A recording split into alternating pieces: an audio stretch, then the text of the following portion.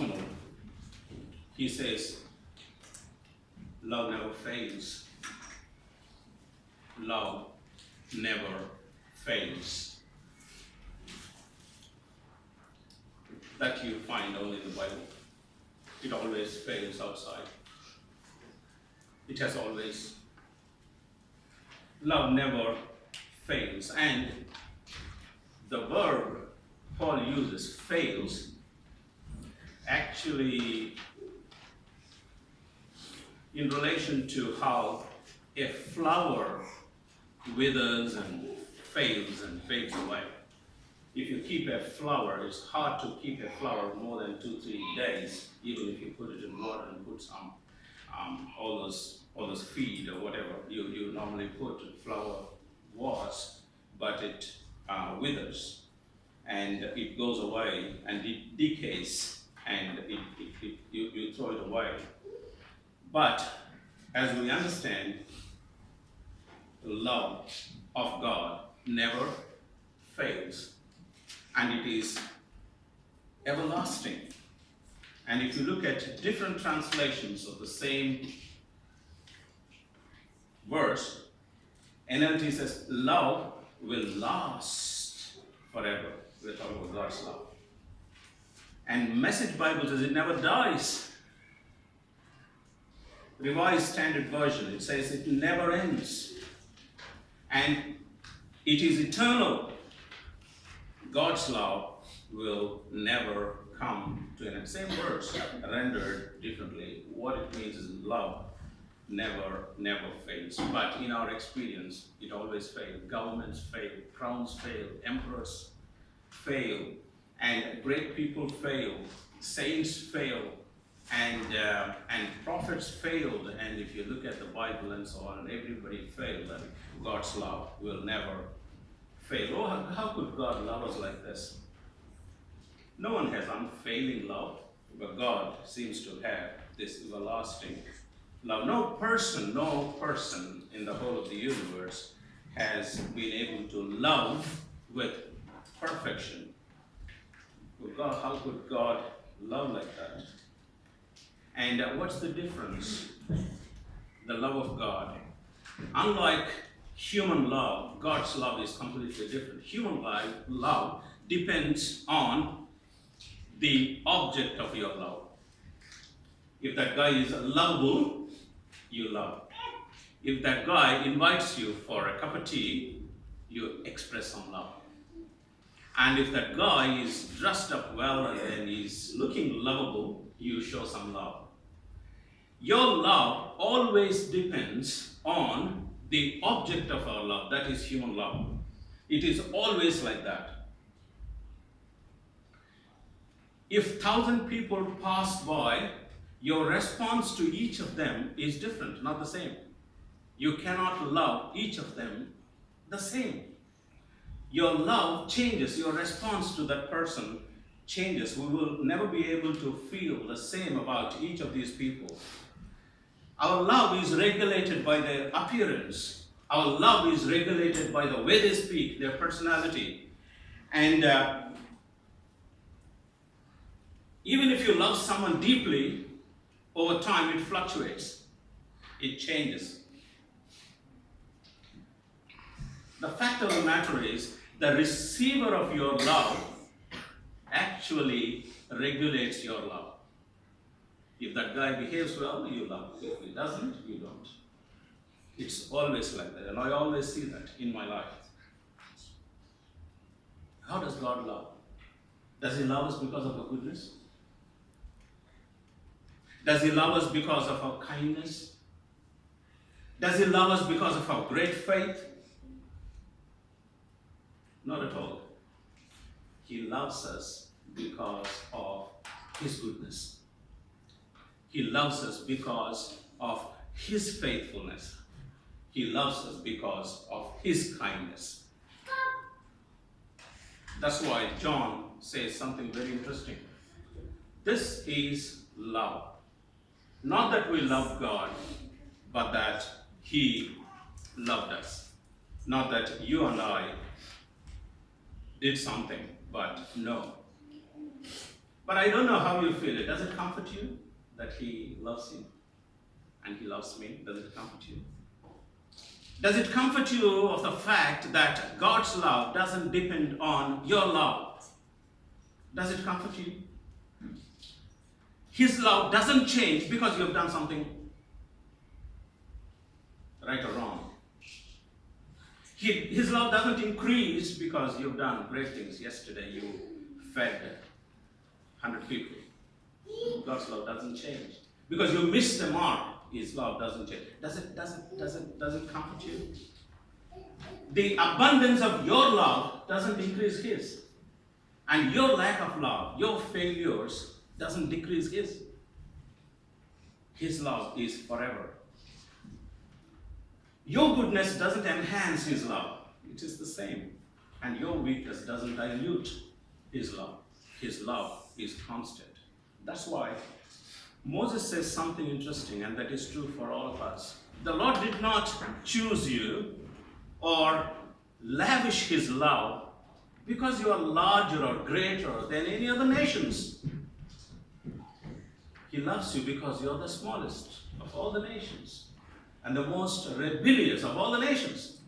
You are the most weak of all the nations, the weakest of all the nations.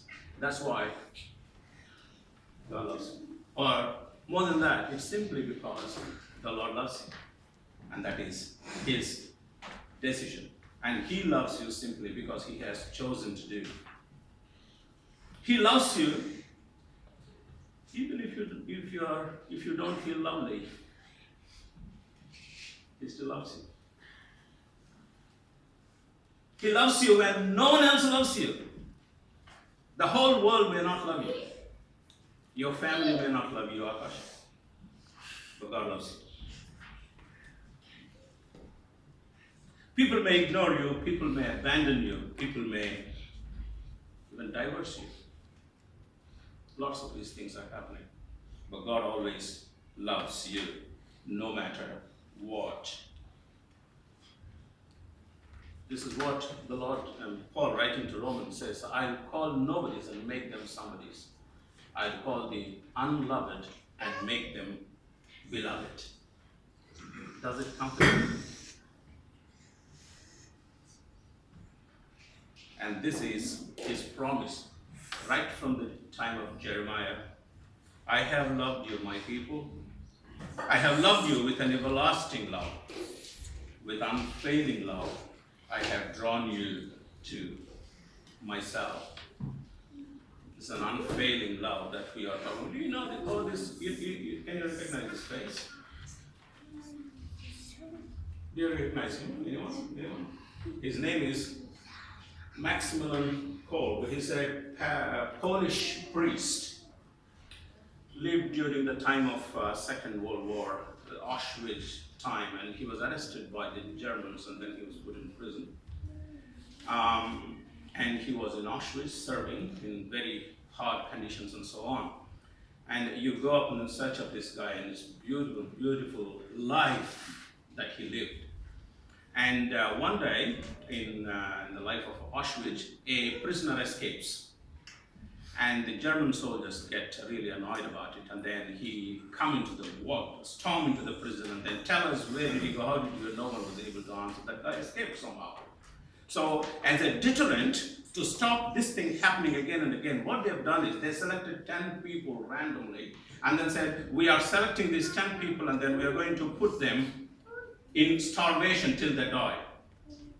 And in front of you, they will be starved till they die, so that it doesn't happen again. And one of them selected was this guy. I can't pronounce his name, and I don't have to. But he was one of those Polish sergeants who was also arrested. And he is one of those selected of the 10 to die in starvation.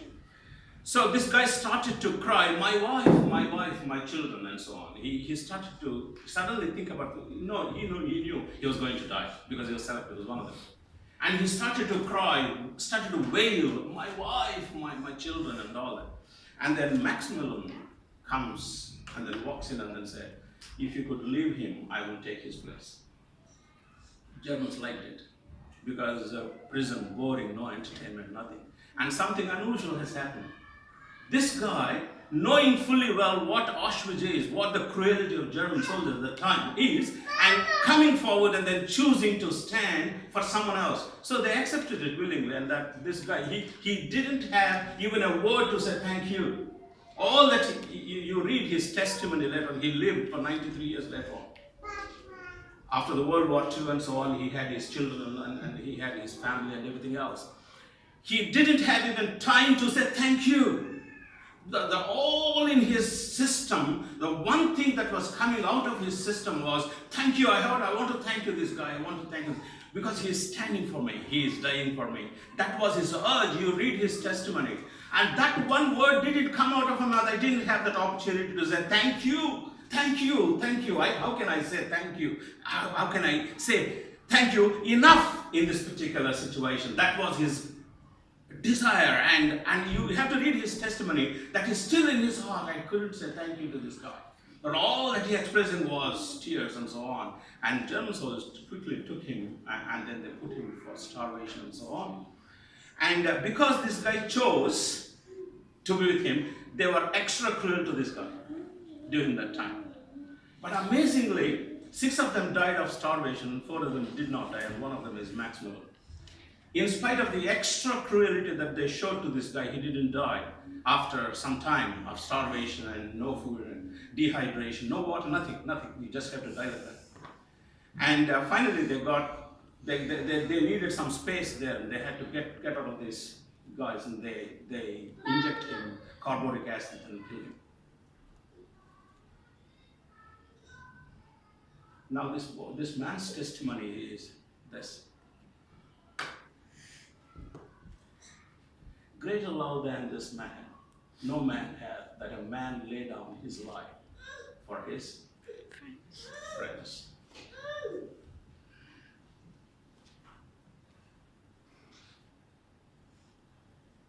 There is no greater love than a man standing in your behalf. If that resonates with you, you got to do what? I can't pronounce this man's name. Let's say Francis. If you understand this in your life, you got to do what Francis' children do. You know what they do? They live in different parts of the world, some in the United States and somewhere else. But every year they fly to Auschwitz and keep flowers. They are just in remembrance of Max Miller. Because of Max Miller, we have life. We live. And if you think because of Jesus and what he has done on the cross, if you have life. Francis didn't have the opportunity to say thank you, but you and I had. We've had our breakfast, we've got good sleep last night. And we enjoyed good life. We enjoy eternal life.